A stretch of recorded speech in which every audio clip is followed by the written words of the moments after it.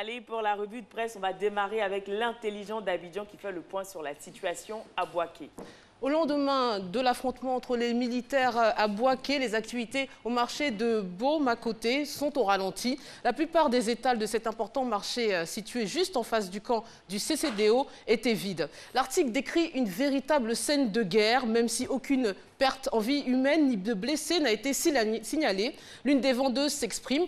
Regardez nos tables et nos stocks, ils ont tous été détruits. Qu'avons-nous fait? Ces militaires millionnaires ne veulent plus qu'on vive. Dieu, à quand la fin?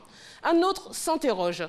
Comment les militaires peuvent détruire un bâtiment de l'État parce qu'ils sont de mauvaise humeur? Aux grands mots, les grands remèdes, il faut punir les coupables et démilitariser Bouaké. Les populations de Yao-Bikro crient leur désarroi dans notre voix. Un village situé à 18 km de Yakassé et Feyasé dans le département d'Abengourou. Ses habitants estimés à 1500 âmes vivent dans une totale précarité. Le chef du village n'est pas passé par quatre chemins pour rappeler au président Alassane Ouattara les promesses faites par celui-ci pendant la campagne présidentielle. Je le cite. Chaque jour, à la RTI, la ministre de l'Éducation nationale parle de l'école gratuite pour tous. Mon enfant qui est âgé de 7 ans n'a pas pu s'inscrire dans mon village. À quoi il ajoute, pour sans doute nous amadouer, des poteaux électriques ont été déposés dans le village et sont toujours couchés. Sur le plan sanitaire, le village ne dispose pas de centre de santé. C'est un véritable handicap. Lorsqu'un cas de maladie grave ou un cas de grossesse se présente, eh bien, tout le monde retient son souffle. Allo Police est allé à la rencontre d'une communauté religieuse pas comme les autres.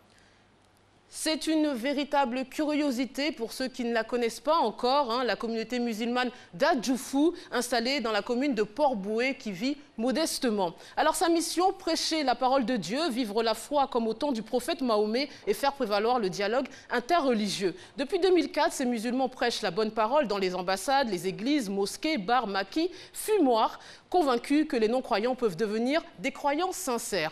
C'est ainsi que l'année dernière, ils font l'incursion dans un fumoir de Port-Boué et y trouvent l'artiste Zouglou Petit Denis.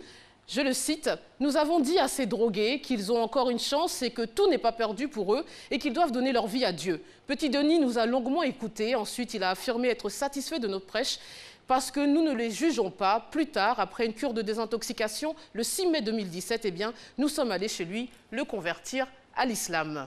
Diaspora News consacre son éditorial à George Weah.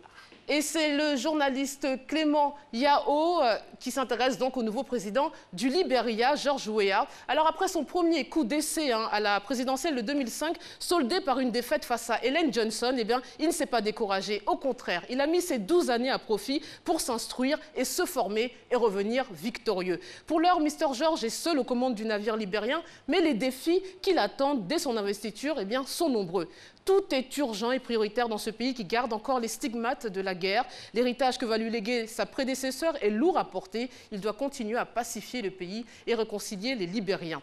S'agissant des défis économiques, eh bien, le nouveau président rêve de voir le Libéria redevenir ce pays fréquentable et prospère des années 60 grâce à l'exploitation de ses gisements. Au niveau des hommes qui vont l'entourer, selon l'article, le président doit solliciter la diaspora libérienne éduquée et diplômée à l'étranger. Et pour finir, un voyage insolite.